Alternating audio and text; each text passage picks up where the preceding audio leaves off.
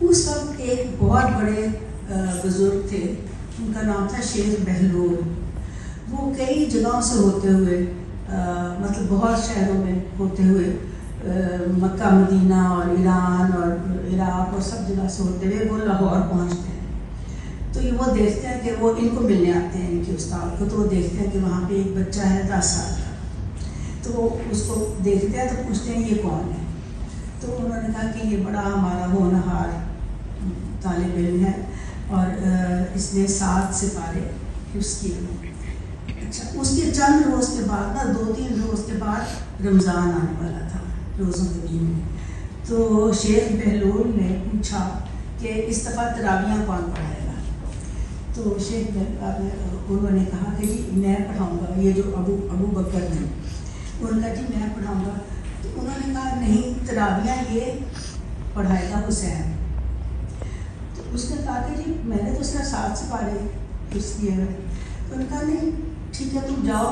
اب لاہور جو ہے نا وہ راوی دریا کے کنارے ہے، اور راوی دریا کے کنارے جب محمود غزنوی نے 10th سینچری میں یہ علاقہ فتح کیا تھا تو اس نے اپنی ایسٹرن ایمپائر جو تھی نا اس کا دارالخلافہ لاہور کو بھی بنایا تھا کچھ عرصے کے لیے. اس کے لیے اس نے وہاں پہ ایک قلعہ تعمیر کروایا تھا دریا راوی کے کنارے پر، جو کہ کچے مٹی گارے کا تھا.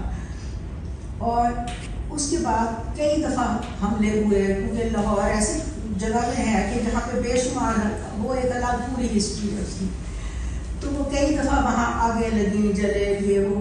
تو جب اکبر نے وہاں پہ اپنا کیپٹل دہلی سے لاہور میں شفٹ کیا تھا فار 14 ایئرس 1584 میں، اس نے پورا دارالسلطنت یہاں لیا تھا کیونکہ اسٹریٹجیکلی اس کو لاہور رہنا زیادہ سوٹ کرتا تھا، کیونکہ زیادہ خطرہ تھا افغانستان کابل سے اور تاجکستان سے، اور ادھر کشمیر فتح کرنا تھا. تو اس لیے وہ 14 سال دارالسلطنت پورے سب کانٹیننٹ کا لاہور ہو گیا تھا.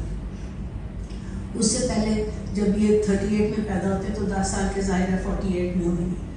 تو اس وقت شیخ بہلول نے یہ کہا، تو ان کو کہا کہ جاؤ جا کے راوی سے میرے لیے وضو کا پانی لے کے آؤ. تو وہ جب راوی پہ گئے تو اب یہ چیزیں جو ہے یہ اسی طرح مطلب سنی سنائی ہوتی ہیں، لکھی ہوئی بھی ہیں کہ وہاں پہ ان کو حضرت خضر سے ملاقات ہوئی اس بچے کو، اور وہاں سے انہوں نے کچھ پانی ان کے منہ پہ بھی چھینٹا مارا اور وہ وہاں واپس آ گیا. انہوں نے آگے دے دیا پانی ان کو. تو جب چند روز کے بعد شروع ہوا رمضان تو انہوں نے کہا کہ تم تراویحاں پڑھاؤ. وہ 7 سپارے تو آتے تھے، وہ بڑے کھڑے ہو گئے، لیکن 7ویں دن کے بعد 8ویں دن سے وہ پڑھاتے گئے اور پورا قرآن شریف ختم کیا. پھر وہ ان کے شیخ بہلول کے اس میں شاگردی میں رہے کافی سال. اس وقت تک داتا گنج بخش جو ہم کہتے ہیں نا، علی حجویری داتا گنج بخش، وہ لاہور آئے تھے. محمود غزنوی جو تھا نا اس کا بیٹا تھا مسعود غزنوی. وہ جب آیا تھا لاہور تو وہ یہ ان کے ساتھ وہ ان کو لے کے آیا تھا. اور اس وقت علی اجمیری جو تھے نا ان کی عمر اس وقت 40 سال تھی جب وہ لاہور آئے.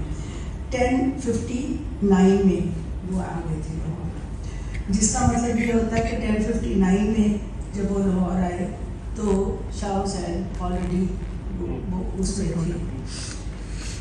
جب شیخ بہلول جانے لگے واپس تو انہوں نے پھر حسین کو کہا کہ تم نے اب یہ کرنا ہے کہ دن سارا جو ہے وہ داتا صاحب کے مزار پہ گزارنا ہے، وہاں عبادت کرنی ہے، اور رات کو پھر ان کا معمول یہ ہو گیا تھا کہ یہ ہسٹوریکل فیکٹ ہے، یہ ہر مطلب اس کے بارے میں لوگوں کو سب پتہ ہے کہ وہ سارا دن وہاں گزارتے تھے اور رات کو دریا کے کنارے راوی میں جا کے پانی میں کھڑے ہو کے تو وہ پورا قرآن شریف ختم کرتے تھے. اب یہ پورا قرآن شریف ختم کرنے میں بھی وہ پھر سائنس آ جاتی ہے نا کہ وہ ٹائم اور اسپیس فرق ہوتا ہے نا، جیسے مختلف چیزوں کے لیے جو عام ہم سمجھ سکتے ہیں کہ اگر ہم جہاز میں جا رہے ہیں تو ہم گھنٹے میں کہاں سے کہاں پہنچیں گے، اور اگر ہم پیدل جا رہے ہیں تو اسی 1 گھنٹے میں ہم کہاں سے کہاں پہنچیں گے. یہ اس طرح ٹائم کا اپنا ایک وہ ہوتا ہے. تو اس طرح وہ کرتے رہے. اور اس وقت ان کے بہت بڑے اسکالر تھے पूरी अरबी के ऊपर अबूर था, कुरान, फ़िक़्ह, हदीस, शरा, मंतक, ये सब वो पढ़ाते थे मकतब में। हर मस्जिद के साथ एक मकतब होता था। उस वक्त जब शेख बहलोल वापस गए ना, तो जो उनके उस वक्त उस्ताद थे वो थे शेख सादुल्लाह, उनका नाम था। तो अब ये जब 36 साल की उम्र को पहुँचते हैं शाह हुसैन, 36 साल की उम्र में, और उनका पूरा नाम था कि बहुत बड़े मुदर्रिस हैं और बहुत बड़े आलिम फाजिल थे इस्लाम के मामले। तो वो एक दिन मस्जिद में बैठे कुरान शरीफ पढ़ रहे होते हैं, तो वहाँ पे मस्जिद में पढ़ते उनको वो कुरान की एक आयत है जो जिसका मतलब ये होता है कि ये दुनियावी ज़िंदगी खेल तमाशा है। जब इसलिए आए तो उन्होंने अपने उस्ताद से उसके ऊपर गुफ्तगू की और उसके बाद कुरान को बंद किया और मस्जिद से निकल गए और सारी उम्र मस्जिद में कदम नहीं रखा, ट्रांस में चले गए और उन्होंने सुर्ख रंग का लिबास पहन लिया। अब सुर्ख रंग जो है ना, वो बहुत चीज़ों के लिए अप्लाई होता है और उसके बहुत सारे मतलब होते हैं। सुर्ख रंग का मतलब रिवोल्ट भी होता है, सुर्ख रंग का मतलब इश्क भी होता है, सुर्ख रंग का मतलब एक्शन भी होता है। सो उन्होंने सुर्ख वो लिबास पहन लिया और बिल्कुल डिविएट करके छोड़ दी, ये ऑर्थोडॉक्स रिलीजन को छोड़ दिया। तो ये जो सूफीज़म में हमारे बेसिकली 4 स्कूल्स ऑफ सूफीज़म है। एक है कादरिया सिलसिला, एक है चिश्तिया सिलसिला, उसके बाद सोहरवर्दिया सिलसिला और उसके बाद नक्शबंदिया। और